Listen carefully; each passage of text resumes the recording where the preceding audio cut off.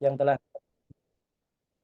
kepada kita nikmat iman, Islam, dan kesehatan, sehingga kita dapat berkumpul pada acara seminar dan sosialisasi Syai Abu Bakar pada hari ini.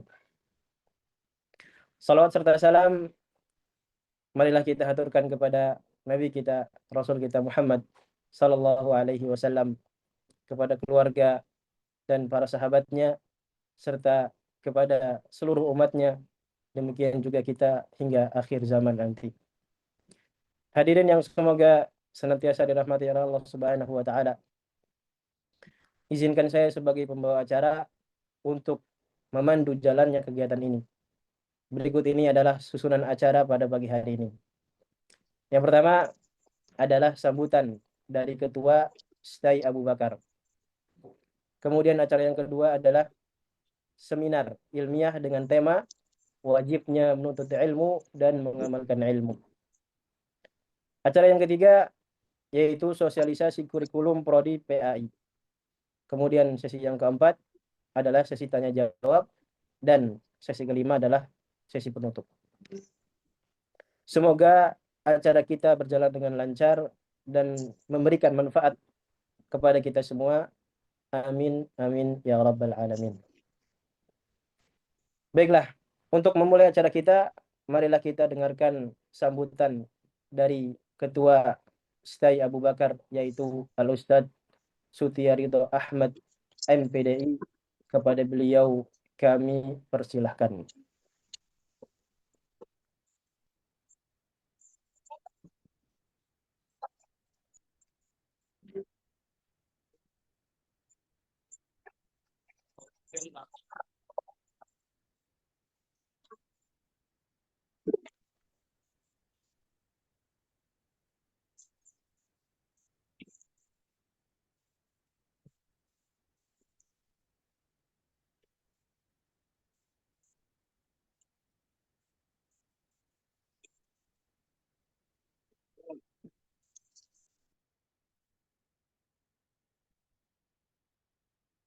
Baik,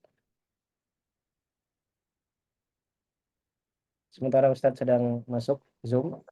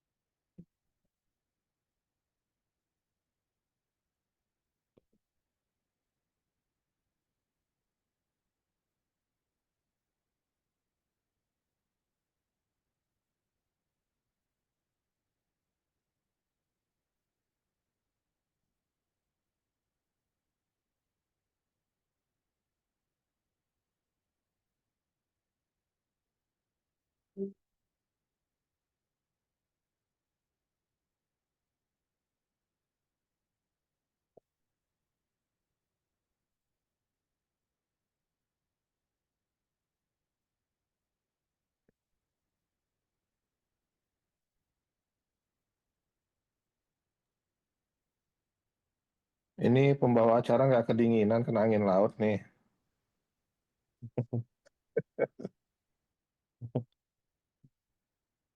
Insyaallah aman. Aman insya Allah.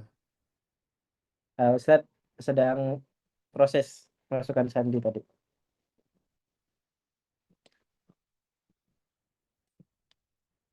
Hadirin diharap menunggu sebentar.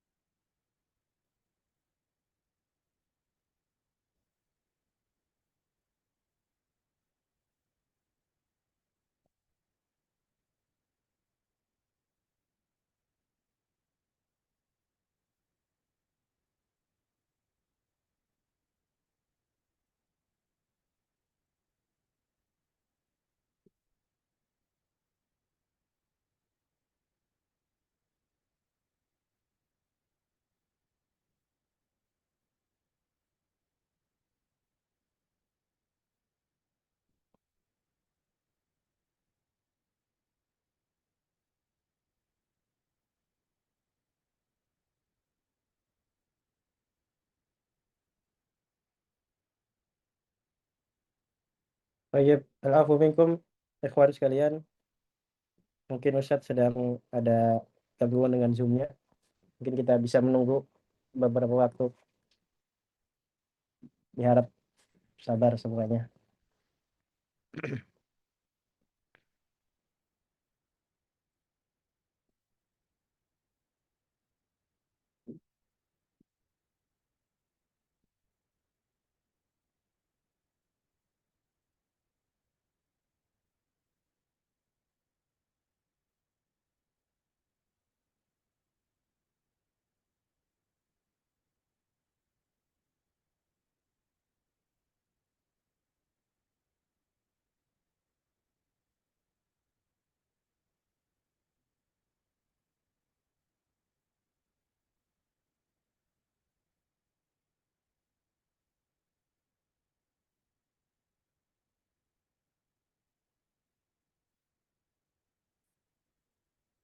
Recording in progress.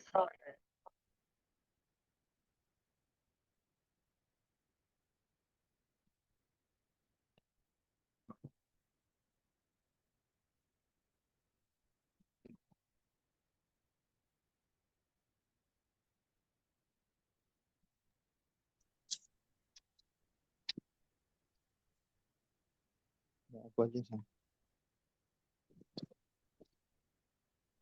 Baik, Ustadz sudah masuk. Tafadhal Ustadz untuk penyambutan. Ya, bismillahirrahmanirrahim. Assalamualaikum warahmatullahi wabarakatuh. Waalaikumsalam warahmatullahi wabarakatuh. Warahmatullahi wabarakatuh. Alhamdulillah rabbil alamin wassalatu wassalamun ala nabiyyina Muhammadin wa ala alihi wa ashabi ajma'in. Amma ba'd. Segala puji bagi Allah Subhanahu wa taala yang senantiasa memberikan kita taufik dan hidayahnya sehingga sampai detik ini kita masih bisa mengerjakan segala kewajiban dan ketaatan kita kepada Allah Subhanahu wa taala. Dan salat serta salam kita aturkan pada baginda Nabi kita Muhammad SAW yang telah menyampaikan syariat Islam pada kita semua sehingga kita mengetahui syariat Islam yang mulia yang dengannya kita bisa beribadah kepada Allah dengan apa-apa yang diridhai oleh Allah Subhanahu wa taala. Dan insyaallah di pagi hari ini kita berkumpul untuk mengikuti seminar dan juga sosialisasi program STI Abu Bakar. Dan Ana ucapkan ahlan wa sahlan kepada para mahasiswa atau mahasiswi yang baru dan juga masyarakat umum yang mengikuti seminar ini.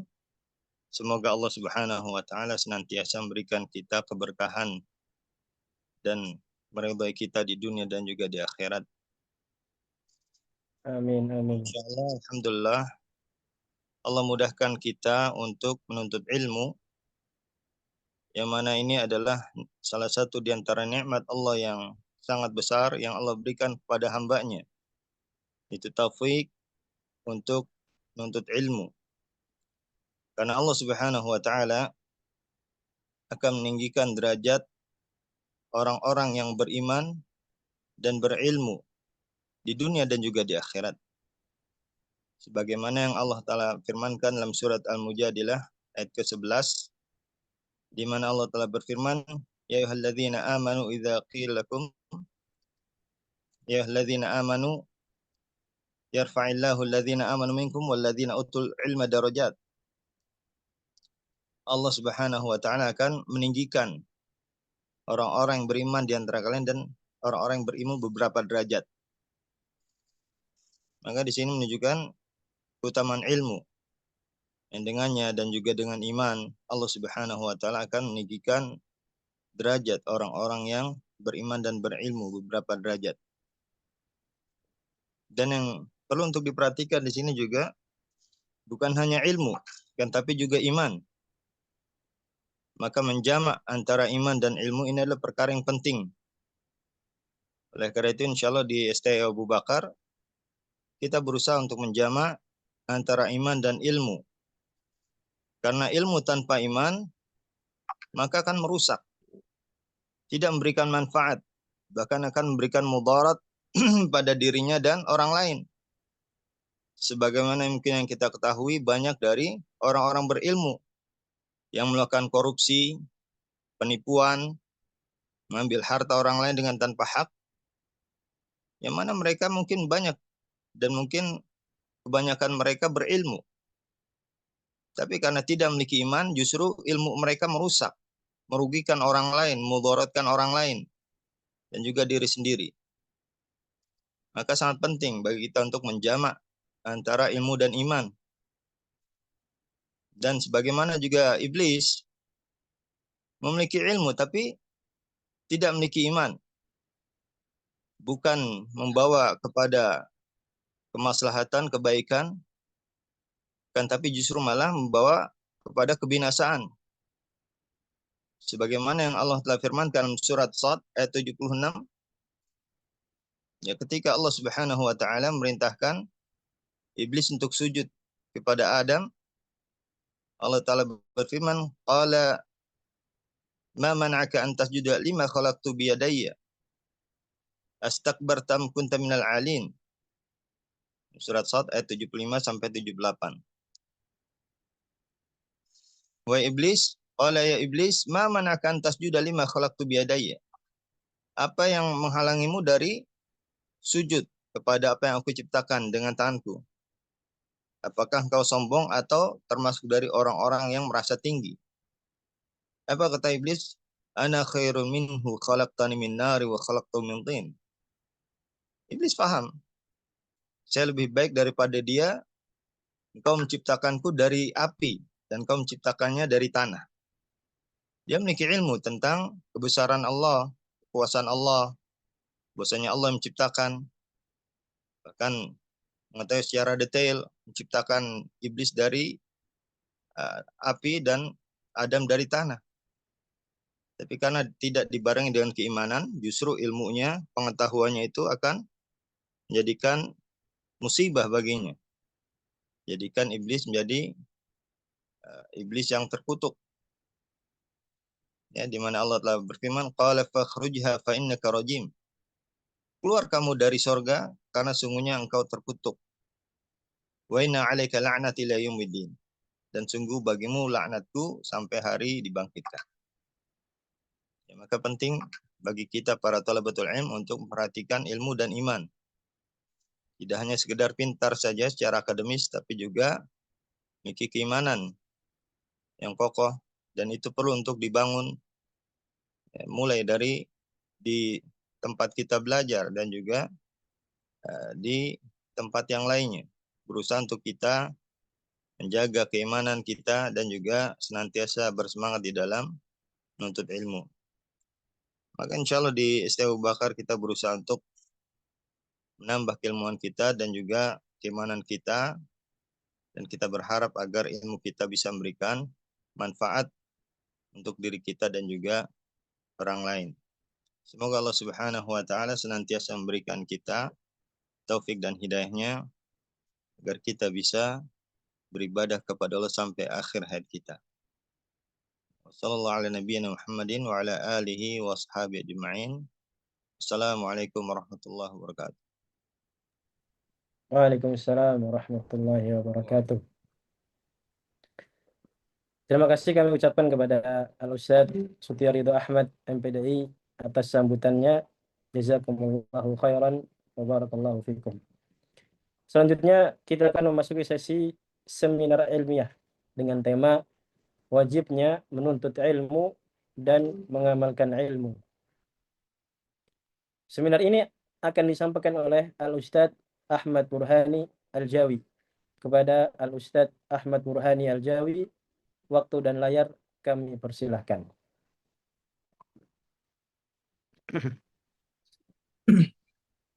Baik, barakallahu fiik. Jazakumullah khairan katsir atas waktunya. Semoga Allah Subhanahu wa taala memberikan kepada kita ilmu dan memberikan kepada kita keteguhan hati untuk senantiasa mengamalkan ilmu dan senantiasa berada di atas ilmu, dan kita berbahagia senantiasa dalam menuntut ilmu. Baik, barakallahu fiik. Innal hamdalillah nahmaduhu wa nasta'inuhu wa nastaghfiruh wa natubu ila Allah wa na'udzu billahi min shururi anfusina wa sayyiati a'malina. Innahu man yahdihillahu fala mudilla lahu wa man yudlil falan tajida lahu waliyyan mursyida. Asyhadu an la ilaha illallah wahdahu la syarika lahu wa asyhadu anna Muhammadan 'abduhu wa rasuluh. Ya ayyuhalladzina amanu taqullaha haqqa tuqatih wa la tamutunna illa wa antum muslimun. يا أيها الناس اتقوا ربكم الذي خلقكم من نفس واحدة وخلق منها زوجها وبث منهما رجالا كثيرا ونساء واتقوا الله الذي تساءلون به والأرحام إن الله كان عليكم رقيبا. يا أيها الذين آمنوا اتقوا الله وقولوا قولا سديدا يصلح لكم أعمالكم ويغفر لكم ذنوبكم ومن يطع الله ورسوله فقد فاز فوزا عظيما. أما بعد فإن أصدق الحديث كتاب الله وخير الهدي هدي محمد صلى الله عليه وعلى آله وسلم وشر الأمور محدثاتها فإن كل محدثة بدعة وكل بدعة ضلالة وكل ضلالة في النار. Ikhwani wa akhwati fillah, saudaraku sekalian, para mahasiswa dan mahasiswi di Sekolah Tinggi Agama Islam STAI Abu Bakar, semoga Allah Subhanahu wa taala senantiasa menjaga kita dan semoga Allah senantiasa menjauhkan kita dari segala keburukan-keburukan, baik itu keburukan pada hati kita dan keburukan kepada jasad kita, dan Allah menjauhkan kita dari segala hal-hal yang dapat menjatuhkan kita kepada keburukan tersebut. Kita senantiasa bersyukur kepada Allah Tabaraka wa Ta'ala. Alhamdulillah pada hari ini Allah berikan kepada kita semua kenikmatan yang begitu besar. Kita bisa duduk di majelis yang dimana di dalam majelis tersebut senantiasa dilimpahkan rahmat Allah Subhanahu wa taala. Dan di dalam majelis tersebut senantiasa didoakan oleh para malaikat. Sebagaimana sabda Nabi sallallahu alaihi wasallam, "Wa anistaghfiru man fis samawati wa man fil ardi hatta al-hitani fil ma." Akan senantiasa memintakan ampun kepada Allah Tabaraka wa taala, yaitu apa-apa yang ada di langit dan juga sampai ikan yang berada di dalam lautan pun mendoakan orang-orang yang talibul ilm, yaitu mereka yang senantiasa menuntut ilmu, hadir ke majelis ilmu, dan berupaya untuk memikirkan kehidupannya agar senantiasa berjalan di atas ilmu. Karena kita melihat bahwa tersebarnya kebodohan dan tersebarnya kejahilan, banyaknya manusia-manusia yang berbicara tentang agama tanpa ilmu, dan manusia-manusia yang menganggap dirinya berada di atas kebaikan walaupun mereka tidak berada di atas ilmu, dan manusia-manusia yang menisbatkan dirinya di atas ilmu padahal mereka berada di atas kebodohan dari hawa nafsunya dan juga dari akalnya yang menyimpang dari Al-Quran dan As-Sunnah dan perjalanan yang dijalankan oleh para sahabat Nabi radhiyallahu taala anhum. Maka tentunya ilmu ini adalah menjadi hal yang sangat penting bagi kita, karena sesungguhnya menuntut ilmu ini adalah bukan perkara yang main-main, bukan perkara yang hanya sekedarnya saja atau hanya perkara yang kita bisa lakukan ketika kita memiliki waktu yang luang. Karena tidak mungkin kita sampai kepada sebuah darajat sebagai orang yang alim kecuali kita betul-betul menempuh jalan dalam menuntut ilmu sebagaimana para ulama dalam menuntut ilmu. Sebagaimana kita melihat bahwa dahulu para ulama seperti Imam An-Nawawi rahimahullahu taala di dalam biografinya, beliau ini dalam satu hari menuntut ilmu itu sampai 12 majelis. Dalam satu hari dia menuntut ilmu sampai dengan 12 majelis. Ini menunjukkan betapa mujahadahnya yang begitu besar dari Al-Imam An-Nawawi rahimahullahu taala dalam menuntut ilmu. Begitu juga ada beberapa dari para ulama lainnya yang menunjukkan keseriusan mereka dalam menuntut ilmu. Maka maqam atau kedudukan orang-orang yang menuntut ilmu ini ada beberapa kedudukan. Ada yang hanya sekedar dia menghilangkan kebodohan dari dalam dirinya, sebagaimana disebutkan bahwa di antara hal yang paling besar yang harus kita niatkan dalam menuntut ilmu adalah kita menghilangkan atau mengangkat kebodohan dari dalam diri kita. Dan ini adalah hal yang penting. Kita menuntut ilmu bukan dengan tujuan agar kita menjadi seorang alim, bukan dengan tujuan agar kita menjadi seorang ustadz, bukan tujuan agar kita menjadi seorang dai saja. Tetapi lebih dari itu, tidak mungkin ada seseorang yang bisa sampai kepada darajat atau sampai kepada martabat yang lebih tinggi dari ilmu, yakni ilmunya dia bisa bermanfaat untuk manusia yang lainnya, kecuali dia terlebih dahulu memperbaiki keadaan dirinya.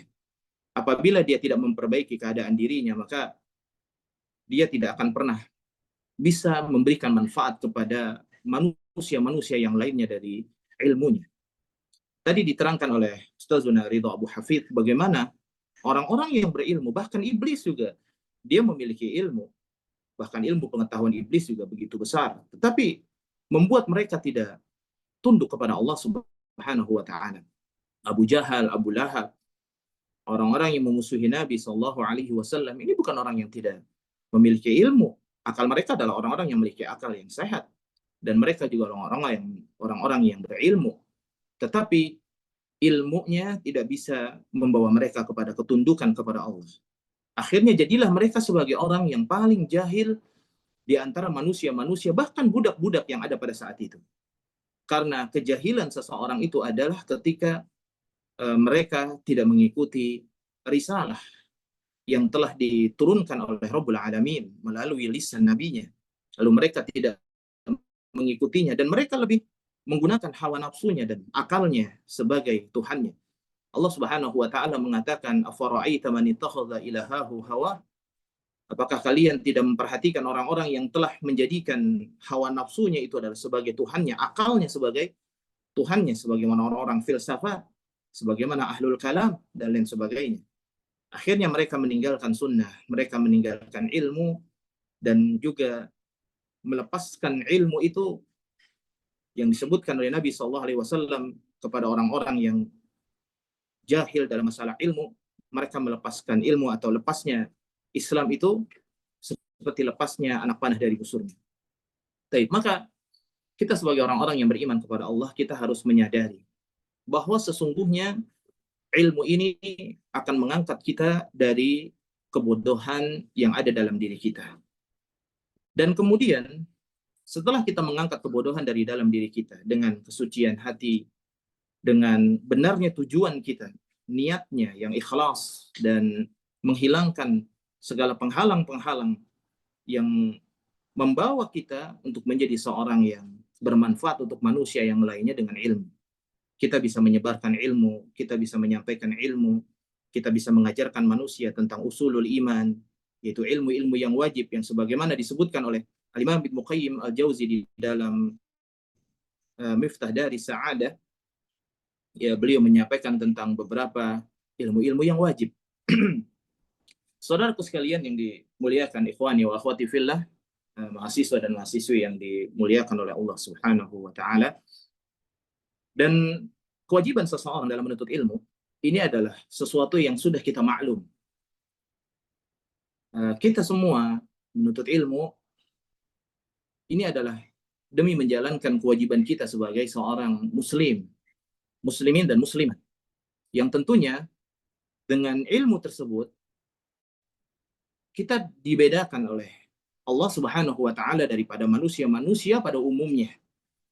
Karena disebutkan oleh Nabi SAW bahwa tidaklah Allah Subhanahu wa Ta'ala disembah yang lebih baik daripada seseorang yang faqih dalam masalah agama. Dan disebutkan di dalam hadis bahwa orang yang faqih dalam masalah agama itu lebih ditakuti oleh iblis daripada 1000 ahli ibadah. Karena seseorang yang faqih dalam ad-din, dalam masalah agama, Allah berikan kepada mereka kebaikan-kebaikan yang begitu besar. Yang disebutkan oleh Nabi SAW, apabila Allah ingin memberikan kebaikan kepada seseorang, man yuridillahu bihi khairan yufaqihu fid din. Allah apabila ingin memberikan kebaikan kepada seseorang dari dunia dan akhiratnya, Allah akan faqihkan dia dalam masalah agama. Allah akan faqihkan dia. Allah akan berikan dia pemahaman yang benar terhadap masalah agama ini. Karena masalah agama ini bukan hanya sekedar seseorang itu menghafal sebagian daripada matan-matan, menghafal Al-Quran, menghafal hadis. Tetapi lebih dari itu dia bisa mengamalkan ilmu yang sudah dia dapatkan. Dia bisa menyampaikan ilmu yang sudah dia dapatkan. Sehingga ilmu ini bisa membimbing dia semakin besar rasa takutnya kepada Allah Subhanahu wa taala, dan sampailah dia kepada derajat alim. Al-Imam Mujahid rahimahullah taala, beliau menyampaikan bahwa laisal alim, bukanlah orang yang alim itu adalah orang yang memiliki ilmu yang begitu banyak tetapi dia bermaksiat kepada Allah. Tidak ada rasa takut kepada Allah Subhanahu wa taala, bahkan mengabaikan hal-hal yang dilarang oleh Allah Subhanahu wa taala. Tetapi orang yang alim biasa saja ilmunya, sedikit ilmunya, tetapi dia bertakwa kepada Allah Subhanahu wa taala.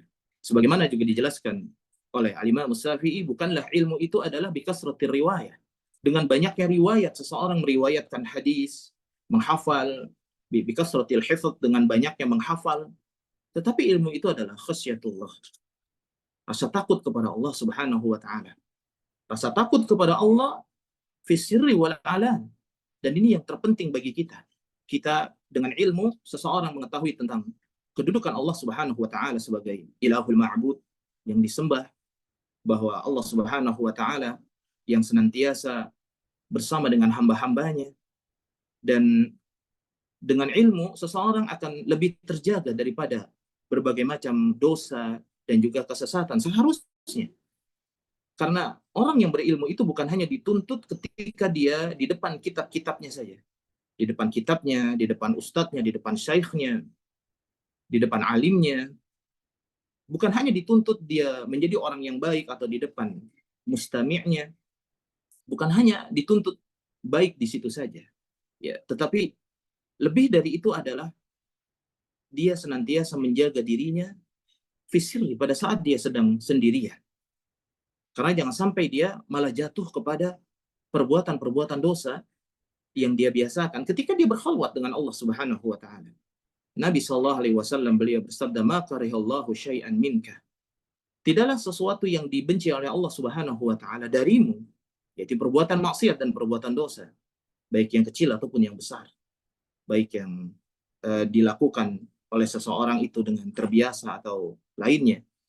Maka jangan pernah kalian melakukan hal tersebut idza khalautah, ketika kalian sedang berdua dengan Allah Subhanahu wa taala. Karena dosa ini sangat berbahaya ya ikhwan, ya akhwati fillah. Jangan sampai kita sebagai thalibul ilm kita menunjukkan kemujahadahan kita di depan dosen atau di depan alim, di depan syekh, dan terlihat oleh manusia kita adalah sebagai orang-orang yang begitu indah akhlaknya dan begitu besar kontribusi kita dalam ilmu, tapi kenyataannya ketika kita sedang sendiri, kita banyak berbuat maksiat kepada Allah Subhanahu wa taala. Wal iyadzu billah wa nasallahu salam. Baik. Saudaraku sekalian, ikhwani wa akhwati fillah, rahimani Allah wa iyyakum. Dan selanjutnya, kenapa kita diperintahkan oleh Allah Subhanahu wa taala untuk menuntut ilmu? Karena orang-orang yang menuntut ilmu, Allah akan berikan kepada mereka jalan kemudahan untuk masuk ke dalam surga Allah Subhanahu wa taala. Yang tentunya masuk dalam surga Allah Tabaraka wa taala ini merupakan jalan yang terbaik bagi seorang hamba, sebagaimana sabda Nabi sallallahu alaihi wasallam, "Man salaka tariqan yaltamisu fihi ilman, sahalallahu lahu bihi tariqan ila jannah." Dan siapa saja orang-orang yang menempuh jalan untuk menuntut ilmu, dia berjalan untuk menuntut ilmu, sahalallahu lahu bihi tariqan ila jannah, maka Allah Subhanahu wa taala akan berikan kepadanya jalan kemudahan untuk masuk ke dalam surga. Dijelaskan oleh Al-Imam Ibnu Rajab Al-Hambali rahimahullahu taala dalam makna kenapa orang yang menuntut ilmu akan dimudahkan baginya jalan menuju surga, dan ini adalah tujuan terakhir kita dari semua ibadah yang kita lakukan. Dari semua ibadah yang kita lakukan, semuanya adalah agar Allah Subhanahu wa taala memasukkan kita ke dalam surga. Dan kita berharap kepada Allah Subhanahu wa taala masuk ke dalam surga tanpa hisab, tanpa azab. Sebagaimana besarnya keinginan Uqasyah bin Mihsan ketika dia ini adalah orang yang paling takut dengan hisab yang berat. Orang yang paling takut dengan azab Allah Subhanahu wa taala. Dan dia jujur pada dirinya, kepada Allah Subhanahu wa taala, dan dia tampakkan terus rasa takut kepada hisab di dalam hidupnya. Maka ketika Nabi SAW menyampaikan tentang hadis yang kita maklum bersama hadis tersebut tentang 70.000 orang yang masuk surga tanpa hisab, tanpa azab, maka dia berdiri di hadapan Nabi SAW dengan kejujuran dirinya. Dia mengatakan, ya Rasulullah, wahai Rasulullah, doakan kepada Allah Subhanahu wa Ta'ala agar Allah menjadikan saya termasuk daripada 70.000 orang yang masuk surga tanpa hisab, tanpa azab. Maka dengan kejujuran dirinya yang selama ini dia tampakkan kepada Allah Subhanahu wa Ta'ala, bukan hanya tampak kepada manusia, tidak. Karena tidak penting amalan kita tampak di depan manusia dan apa sikap manusia kepada kita tidak menjadi hal yang penting, dan itu bukan tujuan seseorang dari amalan. Bukan itu tujuan seseorang dari amalan. Karena amalan dia yang terpenting adalah dia lihat Allah Subhanahu wa Ta'ala dan dinilai oleh Allah amalannya benar. Maka kemudian ketika dia minta kepada Nabi SAW, maka Rasulullah mengatakan, anta minhum, kamu termasuk daripadanya. Bayangkan, orang-orang yang sudah jujur dengan dirinya, maka kemudian Allah berikan kesempatan melalui lisan nabinya bahwa dia termasuk. Dan Nabi SAW, wa yantiqu anil hawa, Nabi SAW tidak berbicara dengan hawa nafsunya, tentunya ini dengan wahyu Allah, bahwa sahabatnya ini adalah Ukasyah, ini termasuk daripada mereka semua. Ya, ini orang 70.000 masuk surga tanpa hisab, tanpa azab. Kemudian setelah itu berdirilah ada seorang yang lain yang berdiri. Tetapi orang tersebut dijelaskan dia memang bukan seperti Ukasyah yang menunjukkan sikap takutnya kepada hisab yang berat dan azab dalam hari-harian yang dia lalui sebelum bertemu dengan kesempatan ini bersama dengan Nabi Khabar ini. Maka dia mengatakan, ya Rasulullah, doakan kepada Allah agar saya termasuk daripadanya. Maka kata Rasulullah, sabaqaka Ukasah. Ukasah sudah mendahului engkau. Artinya dia tidak mendapatkan kesempatan pada hari itu secara jelas apakah dia termasuk daripada orang-orang yang masuk dalam surga tersebut. Nah, dari ilmu ini, seseorang yang menempuh jalan untuk menuntut ilmu, maka Allah akan memudahkan baginya jalan menuju surga. Yang pertama, kata Imam Ibnu Rajab Al-Hambali rahimahullah ta'ala, dengan menempuh atau mencari jalan menuju ilmu, Allah akan memudahkan kepadanya jalan menuju surga Allah Subhanahu wa Ta'ala secara jelas.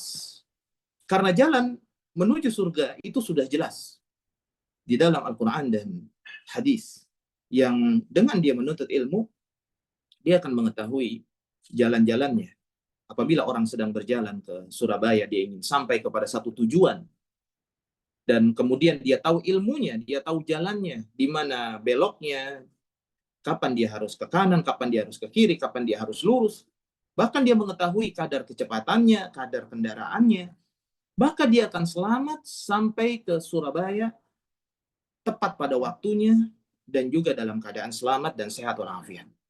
Berbeda dengan orang yang memiliki tujuan, tapi dia tidak tahu jalannya, bahkan tidak mau bertanya. Dalam masalah agama dia tidak mau bertanya kepada ahli dzikir, kepada ahlul ilm. Kemudian dia nebak-nebak dalam ilmu, dan ini banyak kejadian di mana-mana. Ketika kebodohan sudah berada di pelosok-pelosok negeri, dahulunya kita lihat di Indonesia saja, ini ilmu ini tidak tersebar begitu cepat seperti sekarang. Alhamdulillah, ya ini merupakan karunia yang besar dari Allah, ilmu begitu tersebar cepat di zaman modern ini. Walaupun memang dengan banyaknya fasilitas dalam menuntut ilmu, mudahnya seseorang untuk mendapatkan akses ilmu malah semakin banyak, semakin mengurangi kadar mereka dan mujahadah mereka dalam menuntut ilmu. Sehingga ada orang yang hanya ingin disebut sebagai thalibul ilm, tapi ngajinya hanya seminggu sekali. Ya, atau mungkin hanya satu hari, satu kali saja. Atau dia tidak membaca kitab-kitab para ulama dalam satu hari, minimal misalkan 2 jam atau 3 jam. Dia tidak mau menelaah kitab-kitab para ulama, tidak mau menyempatkan waktunya, tapi ingin disebut sebagai thalibul ilm. Ya. Atau dia hanya ngaji sebulan sekali, tapi tidak ingin disebut sebagai orang yang jahil, orang yang awam. Ya. Dan ini beratnya kejahilan, sebagaimana disebutkan oleh seorang ulama, betapa buruknya sebuah kejahilan terhadap agama ini, sampai orang-orang yang jahil terhadap perkara agama, mereka tidak mau dikatakan sebagai orang yang jahil. Karena mereka tahu kedudukan orang yang jahil dalam masalah agama ini sangat sangat buruk sekali. Tersebar kejahilan orang yang karena ilmu tidak tersebar ke pelosok-pelosok. Adalah orang-orang tua di sana yang mulai dia ditanya tentang masalah-masalah keduniaan, dalam masalah agama. Mereka tahu sedikit dari ilmu. Kemudian mereka mencoba menjawab karena mungkin mereka akses kepada ulama dan kepada ilmu mungkin dahulu di tahun 1900-an itu banyak agak kurang dalam masalah penyebaran ilmu. Maka kemudian mereka nebak-nebak, oh ya ini bagus, ini bagus. Seperti misalkan di Sumatera Barat bahwa warisan itu perempuan lebih besar karena melihat keadaan, ya mereka nebak-nebak, ya karena tidak ada sampai ilmu. Maka kemudian generasi-generasi setelahnya mereka akhirnya menuntut ilmu. Mereka menuntut ilmu ke negeri-negeri yang jauh, rihlah li thalibil ilm. Maka kemudian kembali mereka ke kampung tersebut yang seharusnya mereka mengetahui kadar kebodohan, kejahilan mereka. Selama ini mereka hanya nebak-nebak, ya. Bisa benar, bisa salah, kemudian datang ilmu dan kemudian mereka harus mengikuti ilmu. Tetapi karena mungkin sudah tua, karena mungkin sudah mendarah daging budaya tersebut, akhirnya ilmu ditolak. Ilmu difitnah sebagai pemecah belah, ya. Dan ini menjadi hal yang wajar, ya ikhwan, bahwa seorang dai ketika menyampaikan ilmu dan seorang alim ketika menyampaikan ilmu, dia harus ikhlas.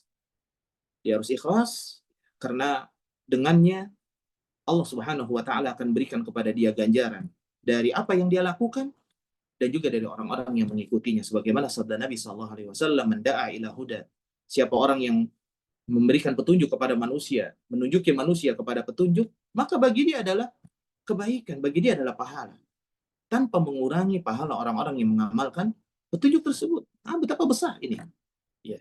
Maka jalan menuju surga ini sangat mudah bagi orang-orang yang menuntut ilmu. Kemudian kata beliau, menuntut ilmu itu adalah merupakan sebab seseorang itu mendapatkan hidayah. Ya, hidayah itu adalah ilmu. Maka hidayah inilah yang mengantarkan dia kepada surga Allah Subhanahu wa taala. Kemudian yang ketiga beliau menyampaikan bahwa menuntut satu ilmu yang akan mengantarkan pada ilmu yang lainnya, maka ilmu tersebut ini juga akan mengantarkan dia kepada surga. Yakni kesempatan dia dalam menuntut ilmu, beramal, itu semakin besar.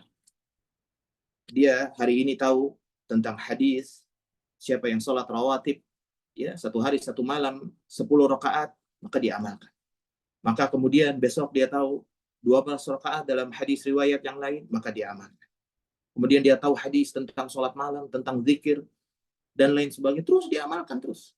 Dan sebagaimana perkataan dari seorang ulama bahwa man amila bima alima, siapa saja orang-orang yang beramal terhadap apa yang dia sudah tahu kemudian dia amalkan, aurasahullahu ilma ma lam ya'lam, maka Allah akan mewariskan kepadanya ilmu yang ia tidak mengetahuinya.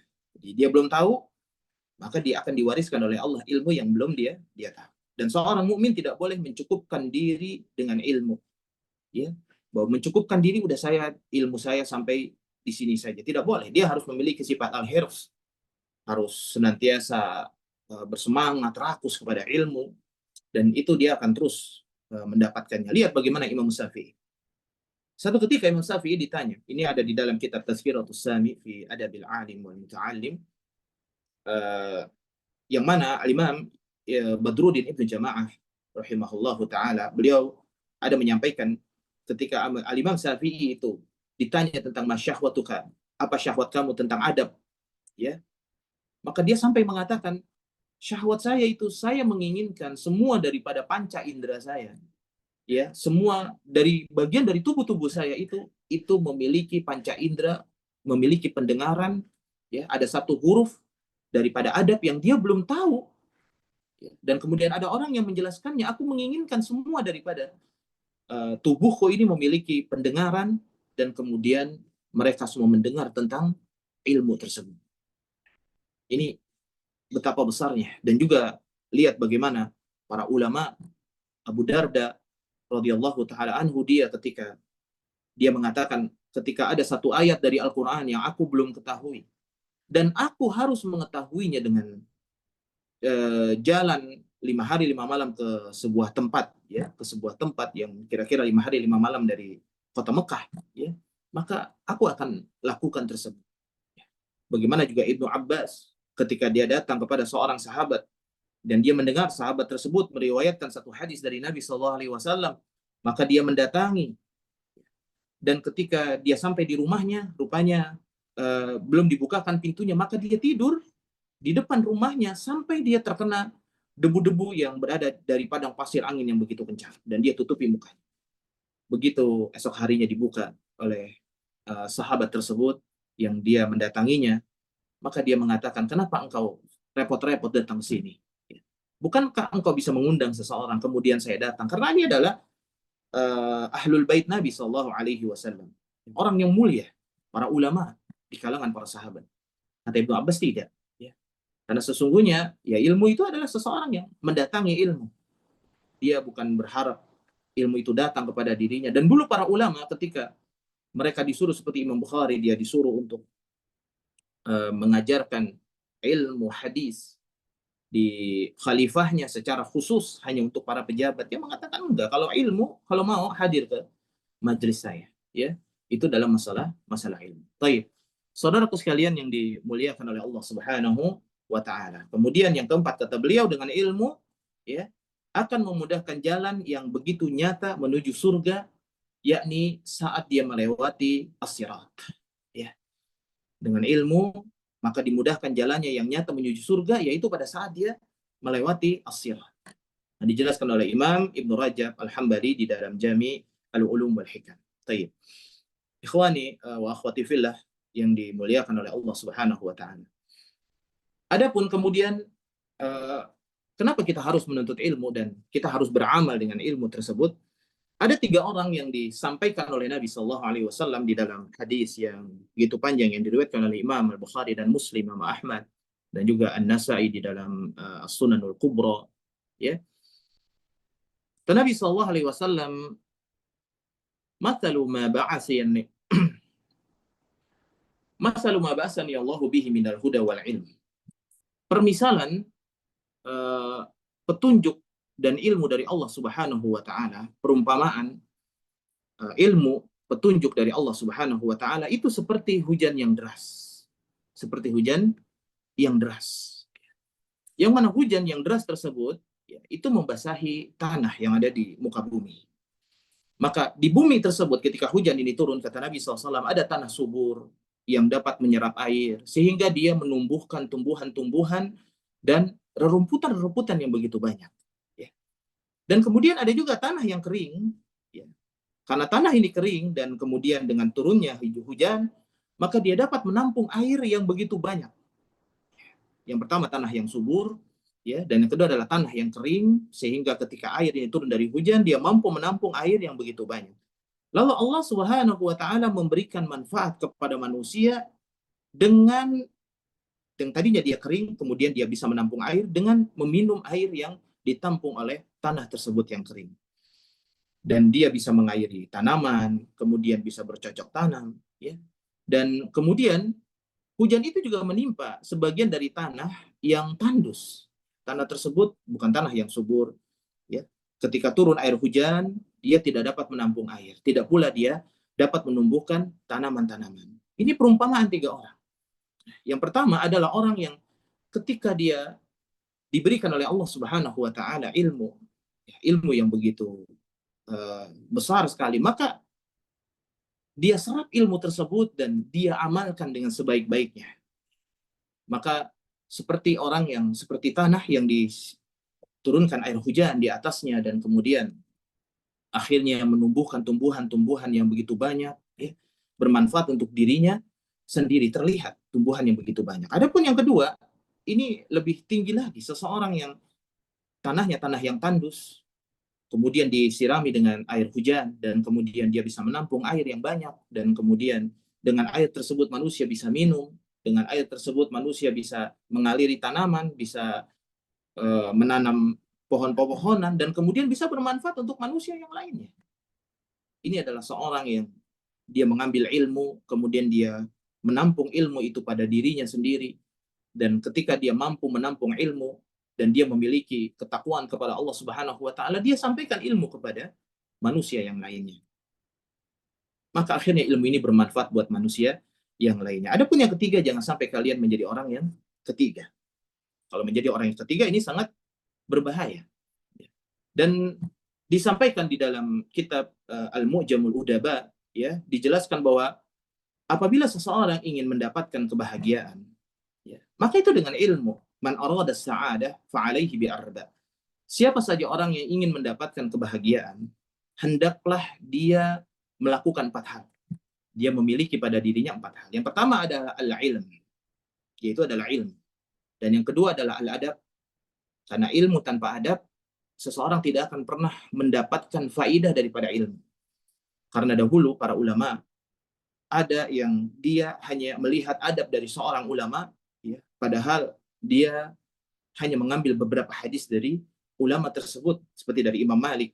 Ya, dia hanya mengambil beberapa hadis, tapi dia lebih banyak mengambil adab dari Imam Malik. Ini adab yang sangat penting. Karena seorang penuntut ilmu atau seorang yang alim, tapi dia tidak memiliki adab, nah ini tidak bisa kita mengambil ilmu dari mereka. Sebagaimana Ibnu Sirin mengatakan bahwa ilmu ini adalah bagian daripada agama. Maka hendaklah kita betul-betul melihat kepada siapa kita untuk mengambil ilmu tersebut. Harus kita lihat.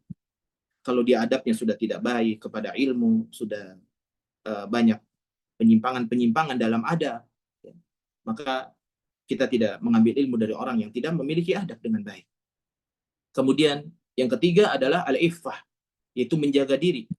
Ya, dan ini menjaga diri wajib bagi seseorang yang ingin mendapatkan ilmu dan ingin berbahagia di dunia ini. Dan kemudian yang keempat itu adalah al-amanah. Dia memiliki sifat amanah.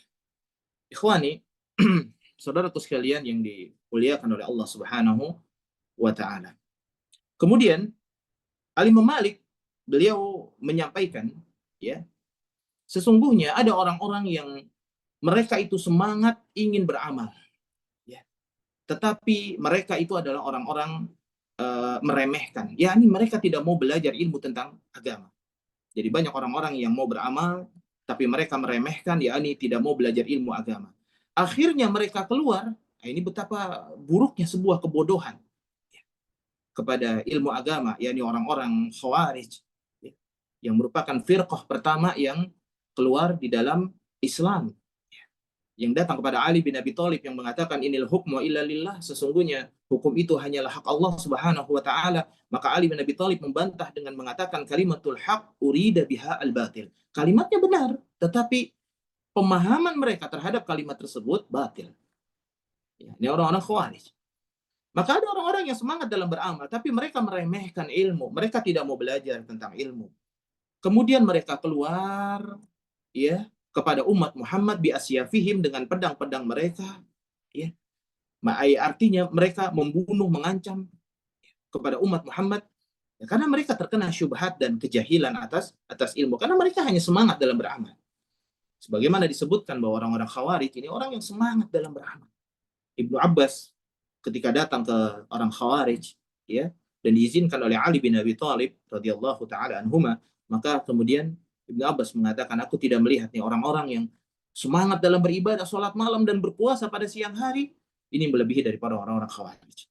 Bahkan disebutkan oleh Nabi SAW, sesungguhnya sholat kalian dibandingkan dengan sholat mereka nggak ada apa-apanya. Puasa kalian dibandingkan dengan puasa mereka nggak ada apa-apanya. Dan dibanding baca Al-Quran kalian dengan bacaan Al-Quran mereka nggak ada apa-apanya.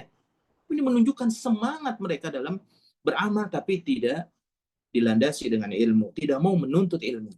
Mencukupkan diri dengan amal, tapi amalnya tidak berada di atas ilmu. Ini juga sebuah kejahilan yang sangat luar biasa. Kejahilan yang sangat luar biasa. Dan syaitan itu sangat senang. Syaitan itu sangat senang dengan orang yang beramal ahli ibadah, tapi dia tidak berilmu. Syaitan sangat senang. Ya. Sebagaimana syaitan sangat senang dengan orang yang berbuat bid'ah. Ya. Kata Imam Sufyan Ats-Tsauri rahimahullahu taala, beliau mengatakan al-bid'atu ahabbu ila iblis minal maksiyat. Sesungguhnya bid'ah itu lebih disukai oleh iblis daripada perbuatan maksiat. Kalau maksiat, ya syahwat, seseorang bisa jatuh, siapa saja, ahlul ilmi bisa jatuh. Ya. Tapi kalau syubhat, perbuatan bid'ah, ya, Ini orang-orang yang jatuh ke dalam bid'ah ini, mereka merasa bahwa mereka berada di atas hidayah Allah Subhanahu wa taala. Waliyadzubillah, ya. Maka mereka membunuh daripada kaum muslimin, ya. Maka seandainya mereka mau menuntut ilmu, kata Imam Malik, ya, maka ilmu tersebut akan mencegah mereka daripada perbuatan tersebut. Maka ikhwan dan akhwat yang dimuliakan oleh Allah Subhanahu wa taala, hendaklah kita senantiasa bersemangat dalam menuntut ilmu, karena menuntut ilmu ini akan menumbuhkan rasa takut kita kepada Allah Subhanahu wa taala. Dimanapun kita berada, ada kesempatan kita untuk menuntut ilmu, bukan hanya sekedar kita seminggu sekali misalkan hadir di stai Abu Bakar, tapi lebih dari itu, kita menggunakan waktu kita untuk membaca kitab-kitab para ulama, ya, mendalami bagaimana ilmu-ilmu para ulama dan pemahaman-pemahaman yang benar. Kemudian kita hadir juga ke majelis ilmu, mulazamah dengan para asatizah atau dengan para masyayikh, ya, kita bermulazamah. Dan tentunya tujuan ini adalah agar hilanglah kebodohan dari dalam diri kita dan kemudian kita bisa beramal. Karena yang terpenting daripada ilmu, setelah kita berilmu adalah kita beramal. Sebagaimana Syekh Muhammad bin Abdul Wahab, ya, rahimahullahu taala, beliau menyampaikan, dan kitab tersebut adalah kitab yang banyak di antara kita sudah mengenalnya. Salah satu usul, ya, bahwa di antara hal yang diwajibkan oleh Allah Subhanahu wa taala kepada kita setelah kita berilmu, kemudian kita beramal, ya, dan kemudian kita berdakwah, ya, dan kemudian kita bersabar. Karena ilmu yang tidak diamalkan, maka ilmu itu tidak akan bermanfaat sama sekali bagi pemiliknya. Saudara sekalian, ikhwani wa akhwati fillah yang dimuliakan oleh Allah Subhanahu wa taala. Adapun keutamaan orang-orang yang menuntut ilmu, tentunya kita sudah bisa mengetahuinya dari hadis Nabi sallallahu alaihi wasallam, ketika Allah mudahkan baginya jalan menuju surga di dalam hadis yang panjang, kemudian para malaikat, wa annal malaikata la tadau ajnihatiha ridhaan li talibil ilm, para malaikat mereka mengembangkan sayap-sayap mereka, yakni mereka menaungi orang-orang yang menuntut ilmu, ya, dengan sayap-sayap mereka, dan dengan sangat ridho kepada para talibul ilm. Kalau kita mendengar ada seseorang yang dia makbul dalam doanya, diijabah doanya, maka tentu kita akan mendatangi orang tersebut, ya, dan kita meminta agar didoakan oleh dia. Sebagaimana misalkan riwayat tentang Uwais Al-Qarni, orang yang doanya diijabah oleh Allah Subhanahu wa taala, kemudian Umar datang kepadanya, ya. Dan ini juga menunjukkan kalau orang berbondong-bondong datang ke seorang yang mustajab doanya, lalu bagaimana dengan doa-doa para malaikat?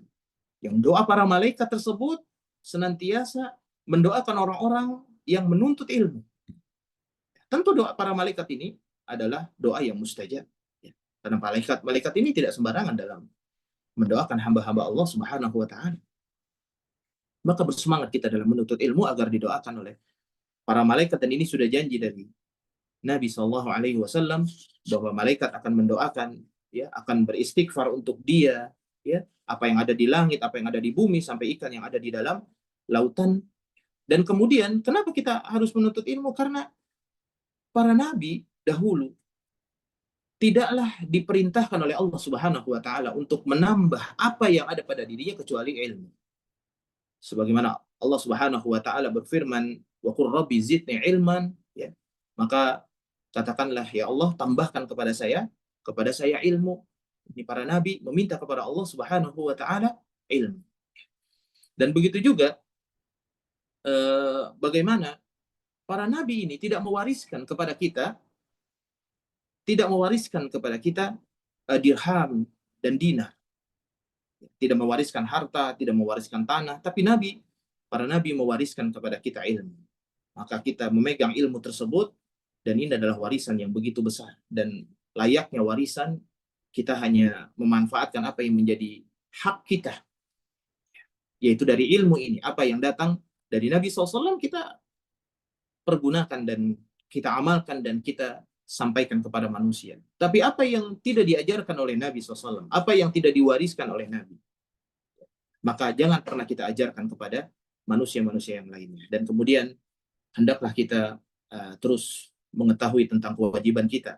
Ketika seseorang wajib sholat, wajib puasa, wajib beribadah, dan wajib dengan ibadah-ibadah yang lain, maka tentunya mengetahui tentang syarat dan hal-hal yang membatalkan daripada sholat, puasa, zakat, haji, yakni ilmu, itu lebih wajib daripada pengamalannya. Dan seseorang apabila dia beramal dan dia tidak beramal dengan ilmu, maka amalnya ini akan ditolak di hadapan Allah Subhanahu wa taala. Karena ilmu itu adalah sesuatu yang sudah diterangkan oleh Nabi. Apa yang sudah dijelaskan oleh Nabi Shallallahu Alaihi Wasallam itu adalah ilmu, dan apa yang tidak datang dari Nabi dan para sahabatnya, falaysa bi'alimin, maka itu bukan ilmu. Semuanya akan tertolak, walaupun amalan itu begitu besar. Maka kita bersemangat dalam menuntut ilmu terus, bukan hanya di Stai Abu Bakar kita menuntut ilmu, tapi kita hadir ke majelis-majelis ilmu. Sekarang sangat mudah sekali, ya. Dan saran Anda memang bagus ya kita dalam menuntut ilmu, ya. Kalau memang kita bisa hadir ke tempat, itu jauh lebih bagus. Karena kita bisa berhadapan dengan ustadz, kita bisa berinteraksi, dan kita bisa melihat adab dari ustadz tersebut. Ya. Tapi kalau memang kita tidak bisa dan kita hanya online saja, ya tidak jadi masalah. Tetapi hendaklah kita senantiasa menyempatkan waktu kita untuk hadir secara offline ke majelis ilmu, dan ingat bahwa kita menuntut ilmu bukan hanya karena ingin mendapatkan gelar akademis sehingga dikenal oleh manusia. Ketika disebut namanya, oh iya, dengan ada gelarnya sehingga manusia percaya dengan kita, ya. Bukan hanya itu tujuan kita. Kalaupun kita menuntut ilmu dan kita mendapatkan gelar, ya, ini adalah hal yang baik, ya. Tujuannya adalah sebagai bentuk bahwa saya adalah orang yang sudah sampai kepada derajat ini dalam menuntut ilmu, sehingga manusia ketika mengambil ilmu darinya dia merasa nyaman, ya. Tetapi kalau ini menjadi tujuan, ini adalah hal yang tidak benar, karena banyak orang-orang juga yang memiliki segudang gelar, ya, berderet gelar, tapi dia tidak bisa berada di atas sunnah Nabi, tidak bisa berada di atas ilmu yang sahih, dan ini lebih berbahaya. Ya. Baik, barakallahu fiik. Ya, kita semangat dalam menuntut ilmu dan semangat dalam beramal. Ilmu yang sedikit kita amalkan, lalu Allah akan ilhamkan kepada kita, Allah akan berikan kepada kita, wariskan kepada kita ilmu yang jauh lebih banyak lagi. Semoga Allah berkahi kehidupan kita, dan semoga kuliahnya antum semua di Stai Abu Bakar ini diberikan oleh Allah Subhanahu wa taala keteguhan hati, kesabaran, ya. Dan hendaklah antum memperbaiki niat antum, karena wadah ilmu itu adalah hati, sebagaimana Syekh Shalih Al-Utsaimin di dalam kitabnya Khulasatul Ta'zimul Ilm, yang paling pertama kali adalah kita bersihkan hati kita. Bersihkan hati antum dalam menuntut ilmu, itu hanya mencari ridha Allah Subhanahu wa taala. Bersihkan dari najis-najis, yaitu najis syahwat dan najis syubhat, ya, jauhkan. Dan jangan pernah mencoba-coba untuk berbicara tentang agama tanpa ilmu, ya. Kalau berbicara tentang agama tanpa ilmu sangat berbahaya. Dan dulu diajarkan oleh syekh kami, biasakan kita itu setiap hari mengucapkan la adri, la adri, la adri, la adri, ya. Saya nggak tahu, saya nggak tahu, saya nggak tahu, saya nggak tahu. Apalagi seorang yang biasa mengajar, maka ketika dia ditanya dan dia tidak tahu, biasakan lisan ini la adri, saya nggak tahu. Ya, saya tidak tahu. Pernah Syekh Shalih Fauzan, dia ditanya tentang Syekh Mukbil. Jadi di majelisnya ditanya tentang, wahai Syekh, bagaimana pendapat dengan Syekh Mukbil? Apakah engkau mengenalnya? Maka Syekh Shalih Fauzan mengatakan, saya tidak mengenalnya. Bingung. Ya, kita bingung, mana mungkin seorang Syekh Shalih Fauzan tidak mengenal Syekh Mukbil. Ya, ini seorang ulama ahlu sunnah yang teguh, sangat luar biasa dalam berpegang kepada sunnah dan melawan bid'ah dan hadis-hadis yang palsu dan lemah, ya. Maka kemudian ketika selesai majelis, didatangi oleh orang tersebut, wahai Syekh, engkau tidak mengenal, ya, Syekh Mukbil, ya. Kata Syekh Shalih Fauzan, aku tidak mengenalnya sebagaimana yang engkau inginkan, ya. Terkadang kadang-kadang, ya, ketika seseorang dia menyampaikan tentang ketika ada yang bertanya, maka seorang yang penuntut ilmu dia harus berhati-hati juga dalam menjawab, ya. Harus berhati-hati, apalagi terhadap nama-nama seorang ulama. Jangan-jangan nanti, karena dalam pandangan Syekh Shalih Fauzan, ya, sebagaimana dijelaskan oleh Syekh Shalih Al-Utsaimin, jadi ada sebuah keadaan seorang alim itu tidak bisa menyampaikan bahwa di depan umum bahwa dia kenal dengan fulan karena yang bertanya ya bukan dengan tujuan-tujuan yang dimaksud oleh syekh tersebut ketika menjawab ya. Baik, barakallahu fiik. Ya, semoga Allah memberkahi kita semua dan mohon maaf apabila ada kata-kata yang kurang berkenan karena memang waktunya kita sangat terbatas dan ada banyak hal yang kita tidak bisa bahas di tempat ini dan antum semuanya semoga Allah berkahi ilmu antum, semoga Allah kuatkan hati antum, teguhkan dan bisa menjadi jariah bagi antum dan juga jariah bagi orang tua antum yang sudah membiayai kehidupan antum. Dan dulu para ulama demi untuk menuntut ilmu ya, satu kasus bagaimana Imam Malik ya, ketika dia mau menuntut ilmu kemudian dia nggak punya ongkos. Kira-kira kita kalau menuntut ilmu nggak punya ongkos ya kita mungkin di antara kita ada yang minjem atau udah nggak usah berangkat ya. Tapi Imam Malik dia naik ke atas genteng, kemudian dia ambil gentengnya sebagian dan dia menjual gentengnya. Ini bagaimana keteguhan seorang Imam Malik ya, yang dia sampai menjual genteng untuk bisa menuntut ilmu. Dan di saya Abu Bakar, alhamdulillah, ya, antum bisa menuntut ilmu tentang tauhid, tentang syariat, tentang fikih dengan para asatizah yang faqih, ya, asatizah yang memang dia mereka hafizahumullah, orang-orang yang faqih dan faham dengan ilmu-ilmu tersebut, maka hendaklah antum menuntut ilmu dari mereka semua dan mengambil dengan hati yang betul-betul ikhlas, dengan wadah yang betul-betul bersih, sehingga antum lepasnya antum dari stay Abu Bakar nanti antum bisa melanjutkan ke tempat lain yang tentu ilmu ini bisa antum amalkan di tempat dimanapun antum berada. Hadza wallahu taala bisawab. Wa sallallahu nabiyana Muhammadin wa ala alihi wa sahbihi wa baraka wa sallim. Barakallahu fiik. Wassalamualaikum warahmatullahi wabarakatuh.